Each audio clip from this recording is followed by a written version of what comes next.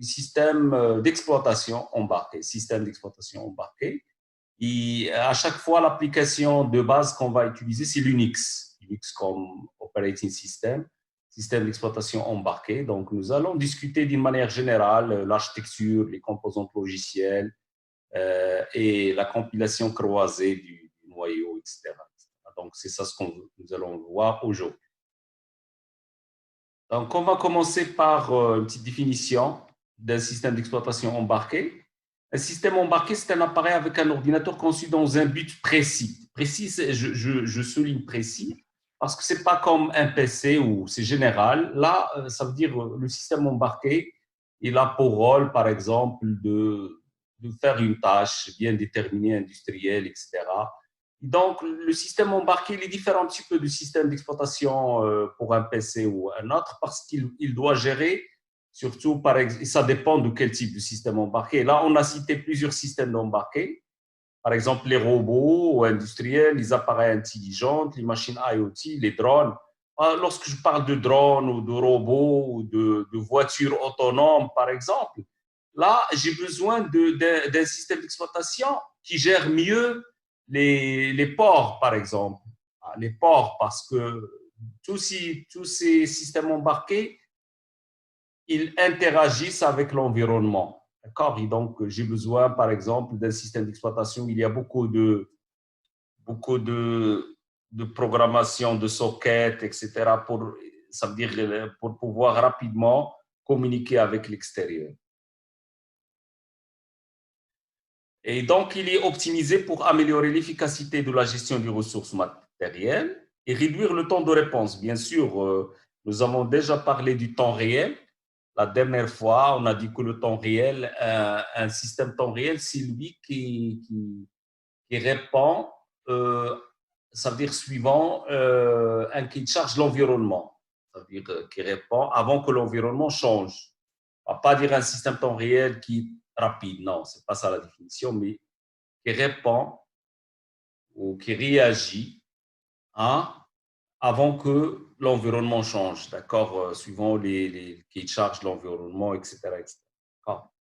Donc, nous avons aussi signalé la dernière fois que le système embarqué, ça veut dire qu'il possède des ressources qui sont limitées. Par exemple, la RAM, elle est limitée, on ne peut pas aller plus loin. L'énergie, il faut optimiser l'énergie parce que l'énergie, ça veut dire l'alimentation se fait par des piles ou par des… D'accord, ce n'est pas le secteur. Donc, il faut, par exemple, pour les drones, c'est très, très important pour les drones. D'accord, il faut bien optimiser l'énergie consommée par le système. Et puis, les ressources matérielles telles que la mémoire, donc tout ce qui est autour du processeur. Donc, ce n'est pas des ressources comme l'ordinateur de bureau. Et puis, la criticité, ça veut dire, ce sont en général des systèmes critiques, si je parle toujours des drones. Ça veut dire ils doivent être réactifs, temps réel, tout ce que vous voulez. Bien, avant d'attaquer l'Unix proprement dit, je vous montre les top 4 des systèmes d'exploitation embarqués en 2020. D'accord? Donc, aujourd'hui, nous pouvons commencer à expérimenter nous-mêmes la création d'appareils complexes. Par exemple, vous pouvez vous-même, par exemple, actuellement, Raspberry Pi et BeagleBoard sont deux des nombreuses cartes embarquées utilisées pour créer une technologie Pi, non? Non, monsieur, pas encore. D'accord. OK, donc là, voilà, donc je vais vous présenter les 4 systèmes d'exploitation les plus utilisés actuellement. 4 systèmes d'exploitation embedded, ça veut dire embarqués. Embarqués les plus utilisés actuellement. Donc, il y a Linux embarqué, il y a QNX aussi qui est très utilisé, Integrity, et puis WVXWorks. D'accord? Donc, je donne là quelques comparaisons entre les 4. Donc, ici, pour Linux embarqué, vous pouvez utiliser n'importe quel langage. D'accord? Ça veut dire qu'il peut compiler, il peut interagir avec tout autre langage. D'accord? QNX, Voilà les langages que vous pouvez utiliser sous QNX. Et puis voilà, Integrity, C++, c'est ADA. ADA, sachez que c'est un langage de programmation pour le temps réel. Et puis C++ pour VxWorks, d'accord? Donc, si je parle de CPU, donc pour Linux embarqué, un grand nombre de microprocesseurs peuvent être utilisés, d'accord? Donc, on vous donne un lien pour voir les processeurs supportés par Linux embarqué. QNX, voilà les processeurs sur lesquels il peut être installé. Et la même chose pour Integrity et la même chose pour WXWorks. Ce qu'on remarque, c'est que l'ARM, par exemple, l'ARM, c'est partout, d'accord? Parce que c'est un processeur qui a donné beaucoup de... Ça veut dire qu'il a prouvé qu'il est plus performant que tous les autres. Donc, regardez que tous les systèmes embarqués, ils peuvent être installés sur ce genre de processeur qui est l'ARM. Et l'ARM, en particulier, il équipe les cartes Raspberry Pi. Les cartes Raspberry Pi sont équipées d'un processeur ARM. En particulier, les deux cartes ici, que ce soit Raspberry Pi ou BeagleBoard, ils sont équipés d'un processeur ARM. L'usabilité, d'accord, donc hard to use, depending on your choice, donc ça dépend de votre choix. Et puis là, c'est facile, là, c'est difficile, et là, c'est facile. Donc, ça dépend de. Donc, ça veut dire la complexité d'utilisabilité de votre système d'exploitation. Puis la documentation, là, on regarde que la documentation, parfois, elle est très disponible pour certains et pour d'autres. C'est difficile d'avoir la documentation. Ce qui est très important, c'est la licence. La licence pour Linux embarqué, il est libre. Libre. Par contre, c'est privé, c'est payant, d'accord, que ce soit pour le QNX ou les autres.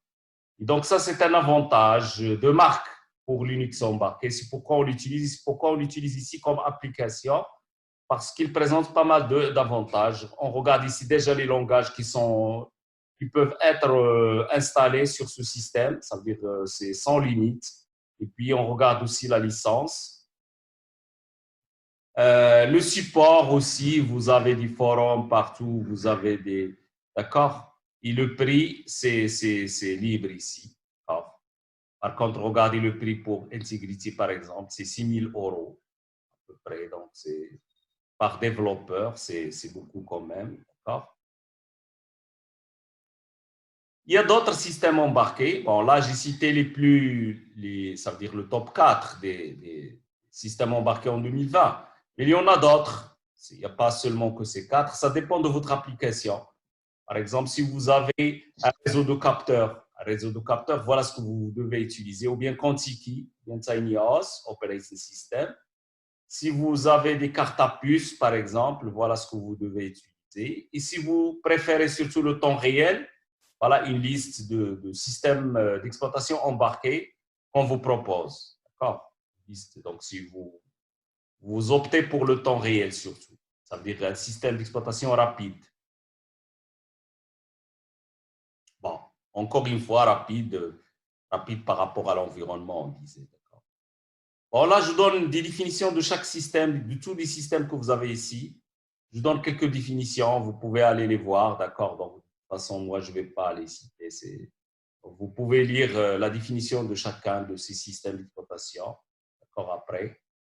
Donc, tous ces systèmes que vous avez ici, pour le temps réel. D'accord. Et le QNX, la même chose, voilà la définition. Et je donne même une architecture de QNX, d'accord? Donc, QNX, il se présente comme ça, donc avec des tâches qui sont injectées dans le... Donc, le scheduler, c'est l'ordonnanceur. Vous avez déjà un petit peu vu le système... Bon, vous m'avez dit que vous avez vu le système d'exploitation Linux, mais est-ce qu'il vous a traité, par exemple, les algorithmes d'ordonnancement, comment il gère la mémoire? Par exemple, les algorithmes FCFS, First Come, First Serve pour les processus, ou SJF, Short Job First. Non? Non. D'accord. OK, donc ça, parce qu'il y a une autre matière que vous allez faire, il s'appelle système temps réel, non? Vous avez une autre matière qui va venir en deuxième semestre qui s'appelle système temps réel? Oui. Bon, je crois que c'est moi-même qui va vous prendre dans cette matière et c'est à ce moment-là qu'on va voir ces algorithmes d'ordonnancement en temps réel.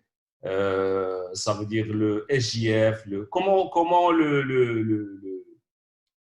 l'ordonnanceur il gère les processus lorsqu'il arrive, par exemple, comme ça, 4 processus. Comment il va gérer, quelle est la priorité il va être donné à quel processus, comment il va distribuer la ressource processeur entre ces 4 tâches. D'accord. Et voilà, donc ce qui nous intéresse, nous, ce n'est pas le QNX, mais sachez que ça, c'est le micro-noyau, l'architecture du micro-noyau du KUnix. Le noyau, ça veut dire, on l'a déjà dit la dernière fois, ça veut dire que le système d'exploitation, il est composé d'un noyau et puis de l'interpréteur de commandes. C'est le shell que vous avez utilisé avec le professeur de Linux, c'est-à-dire les commandes, etc. Comment vous allez communiquer avec le matériel, etc., via les commandes. Et puis le système de fichiers. Le système de fichiers qu'on va discuter aussi, d'accord? Donc ça, c'est le micro-noyau. Ça veut dire le noyau, qu'est-ce qu'il possède? Il possède un ordonnanceur, une interface avec le réseau, d'accord? Voilà, un network manager, manager du réseau. Et puis l'IPC, c'est lui donc qui va interface processus communication, d'accord? Donc c'est lui qui va gérer tous les processus à l'aide de l'ordonnanceur.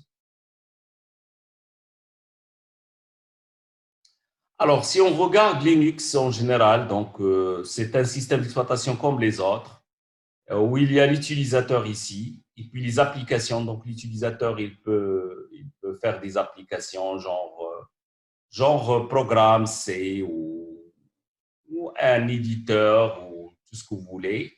Et puis, après, il y a le système d'opération, le operating system, ça veut dire le système d'exploitation.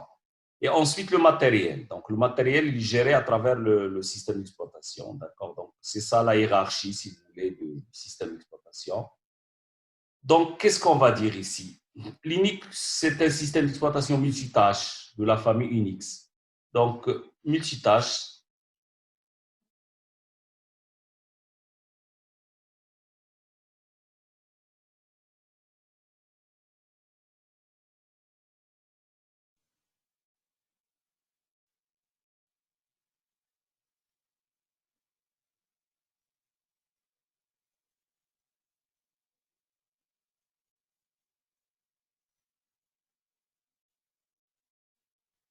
Alors, multitâche, ça veut dire quoi? Ça veut dire qu'il peut gérer plusieurs tâches en parallèle, multitâche. Ça veut dire que vous avez plusieurs tâches qui peuvent être exécutées simultanément. Le terme simultanément, il est relatif. Ça veut dire il y a une façon de faire, d'accord? Une façon à l'aide d'algorithmes, d'accord?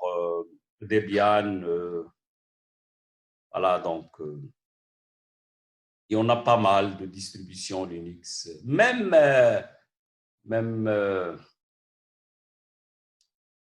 le système sur les téléphones, comment il s'appelle? Android. Même Android, il utilise un petit noyau de Linux. Même Android, d'accord? On peut le qualifier d'un noyau Linux aussi. D'accord? Donc là, ce sont des distributions Linux, par exemple. Je donne un titre d'exemple. Une distribution, c'est quoi? C'est le noyau Linux plus bibliothèque système et utilitaire de base. D'accord? Quelques packages, etc. Donc, par exemple, la famille Debian. Là, un autre exemple de la famille Red Hat. Un autre exemple ici. Euh, donc, comme j'ai dit, Android peut être aussi considéré comme une distribution Linux particulière où l'essentiel des packages sont des applications pour machines virtuelles Java. D'accord. Encore une fois, donc nous sommes toujours dans les définitions. Linux, il est conforme au standard POSIX. POSIX, ça veut dire quoi? Portable, Operating, System Interface. D'accord? Ça veut dire quoi POSIX? Ça veut dire ce qui signifie que les sources des programmes développés sous Linux peuvent être compilées facilement sur d'autres systèmes d'exploitation compatibles POSIX. Ça veut dire tout ce qui est tous les programmes développés sous Linux ils peuvent être compilés facilement sur d'autres systèmes d'exploitation compatibles qui sont aussi compatibles POSIX. Donc, ça veut dire que tous les systèmes POSIX, ils sont interopérables. C'est-à-dire les programmes qui sont développés là, ils peuvent être implémentés là, bon, compilés là dans une autre architecture. Donc, Linux est également réputé pour sa grande interopérabilité, c'est-à-dire qu'il peut facilement s'intégrer dans un système informatique complexe, utilisant d'autres systèmes d'exploitation propriétaires. Le code source du noyau Linux est disponible librement sur Internet, tout en respectant la licence GPL définie par le projet GNU. Donc, c'est quoi la licence GPL? Je vais le traiter. Donc, les composants d'un système Linux, si vous voulez, les composants d'un système Linux, c'est ça. D'accord? Donc, c'est donc, tout d'abord, le matériel, mémoire, etc. Tout ça, c'est le matériel. Après, c'est le noyau du système d'exploitation. Donc, lorsque je dis noyau, c'est automatiquement l'ordonnanceur, comme j'ai dit. L'ordonnanceur, c'est lui qui gère les tâches, d'accord? C'est la gestion des tâches qui sont exécutées par le processeur. Et puis, ça, c'est le memory management. Parfois, c'est le MMU. On ne vous a jamais parlé de MMU? Memory Management, unité qu'on va voir tout de suite, juste après. MMU, est-ce que vous savez ce que ça veut dire MMU?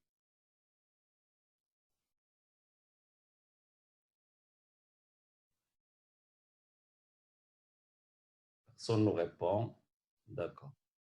Et puis, il y a des drivers de pilote, etc.